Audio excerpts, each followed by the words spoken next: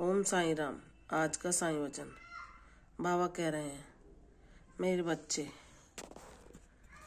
अब तुम काफी ज्ञानवान बन चुके हो। अब तुम वह भी ज्ञान ग्रहण करने लगे हो जो मैं तुम्हें देना चाहता हूँ। तुम अनसुलझे रहस्यों को सुलझाने में कामयाब होने लगे हो। तुम जानने लगे हो कि हम जो कुछ भी अपने जीवन में पाते हैं, सुख या दुख, वह हमारे प्रारब्ध के कारण ही होता है। कोई व्यक्ति कितना भी अच्छा किसी किस्म क्यों ना कर ले, लेकिन अन्य दूसरा व्यक्ति उसे बिना किसी कारणवश ही क्रोध करता है या उससे खींचा हुआ रहता है या उसके संग उचित व्यवहार नहीं करता, उसे कभी प्रेम का व्यवहार नहीं देता, उसे सदा उस व्यक्ति को देखते ही क्रोध आ जाता है या मन में ऐसी भावना आ जाती है कि वह उससे घृणा करने लगता है। जबकि जो व्यक्ति दूसरा उसके साथ है, उसने उसके साथ कुछ भी अनुचित नहीं किया, फिर भी वह उसको प्रेम की दृष्टि से देख ही नहीं पाता। उसके हृदय में उसके लिए कोई अच्छे भाव आते ही नहीं। ऐसा क्यों होता है? मेरे बच्चे, अब तुम समझ चुके हो कि यह सब प्रारब्ध के कारण होता है। अगर कोई व्यक्ति, हमने उसका कुछ बुरा नहीं किया, फिर भी अनायास ही वह हमें देखते ही हमारे बारे में बुरा सोचने लगता है या हमारे साथ अच्छा व्यवहार नहीं करता, हमारे लाख अच्छा करने के बावजूद भी वह हमें बुरी दृष्टि से देखता, हमारी कमियां ही ढूंढता है, हमें हमेशा ताने मारने, उल्हाना देने या हमें हमेशा दुख पहुंचाने की कोशिश क्यों करता है? मेरे बच्चे, यह सब पूर्व जन्म के कर्म के कारण ही होता है। यह हमारे प्रारब्ध के कारण होता है, जिसके कारण ही हमारा एक दूसरे से ऋणानुबंध होता है, हम एक दूसरे से मिलते हैं।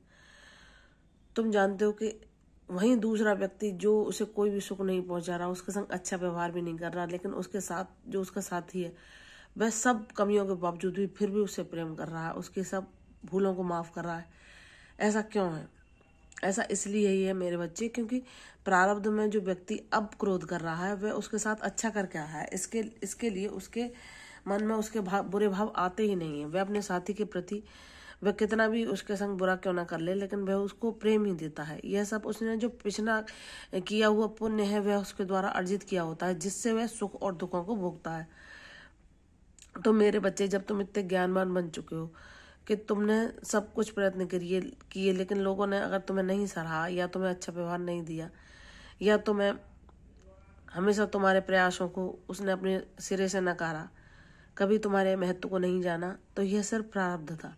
लेकिन तुम इतने ज्ञानवान बन चुके हो कि उस प्रारब्ध को जानकर भी तुम दुखी न होकर प्रसन्न होते हो, क्योंकि तुम जान पाते हो कि जिसके जीवन में उसके पुण्य के द्वारा उसे आसपास जो उसका साथी मिलता है, जो व्यक्ति मिलता है, वह उसके साथ प्रेम पूर्ण व्यवहार करता है, तो ना वह अकेलापन झेलता, ना वह कभी निराश होता, ना दुखी होता। वह ऐसे ही अपने जीवन को काट के चला जाता है। वह अपने कामों में व्यस्त रहता है और अपने जीवन को प्रसन्नता से काटकर किस उद्देश्य के लिए वह मानव जन्म उसने धारण किया, इसको जान ही नहीं पाता। तो तुम्हें जब प्रारब्ध के अनुसार कुछ दुख मिले या संघर्ष तुमने अपने जीवन में झेला, तो उससे भी तुमने यह ज्ञान पाया कि अगर तुम कभी अकेले हुए, किसी ने तुम्हें भावात्मक रूप से तुम्हारे पिता के जाने के बाद सहारा नहीं दिया, तो यह भी एक कारणवश हुआ, क्योंकि तुम ईश्वर को पुकार सको, उनको जान सको। तुम जब अकेलेपन में निराश होकर, दुखी होकर, मानसिक रूप से अस्वस्थ होकर घूम रहे थे, तो तुम क्या ढूंढ रहे थे? मन की शांति।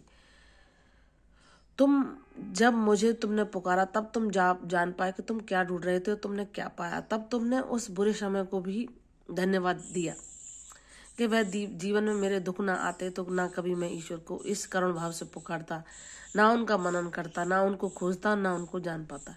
इसलिए तुम उन लोगों का भी, जिन्होंने तुम्हें ऐसा वातावरण दिया, उनका भी धन्यवाद करते हो, क्योंकि एक सामान्य जीवन तो सभी जी कर चले जाते हैं, लेकिन कोई आकर इस जन्म में ईश्वर से जुड़े या ईश्वर को प्राप्त करे या उनकी कृपा को जाने, उनके अनुभवों को पहचाने, यह तो परम सौभाग्यशाली मनुष्यों को ये अवसर मिलता है। तुम उनमें से एक हो। अब तुम अपने जीने का उद्देश्य पहचान चुके हो। तुम हर चीज के पीछे छिपे हुए कारण को जानने लगे हो। मेरे बच्चे, जब तुम इतने ज्ञानवान बन चुके हो और तुम्हें पता है कि मैंने तुम्हारे जीवन से तुम्हारे सारे प्रारब्धों को नष्ट कर दिया है, तुम्हें उन तक उतनी मात्रा में आने दिया जितना तुम उन्हें सहन कर सकते थे। मैंने हर पल तुम्हारी रक्षा की है। हर पल जब सबने तुम्हें अकेला छोड़ दिया, उन करुण पलों में जब तुमने मुझे हृदय से पुकारा कि हे बाबा मेरी रक्षा कीजिए, हे साईं मुझे मार्ग दिखाइए, हे बाबा मेरे जीवन में ज्ञान की ज्योति का जलाइए, तो मेरे बच्चे मैंने सदैव आकर तुम्हें मार्ग दिखाया, सदैव आकर तुम्हारी रक्षा की, सदैव आकर तुम्हें चैन और सुकून पहुंचाया। अब तुम जान चुके हो कि ये रिश्ते जो हमें संसार में आने पर मिलते हैं, इनसे हमें कितना भी सुख प्राप्त क्यों ना हो जाए, वह सब असत्य है। सिर्फ अगर हम तभी सौभाग्यशाली अपने को समझा जब हम ईश्वर से जुड़ पाए, उनके सानिध्य को महसूस कर पाए और उनको ही मांगे।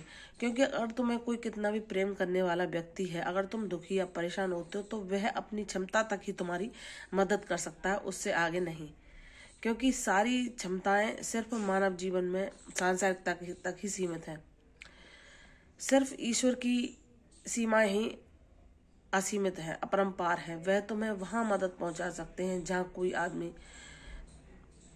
जिसकी किसी आदमी की सीमा ही नहीं है वहां तक पहुंचने की।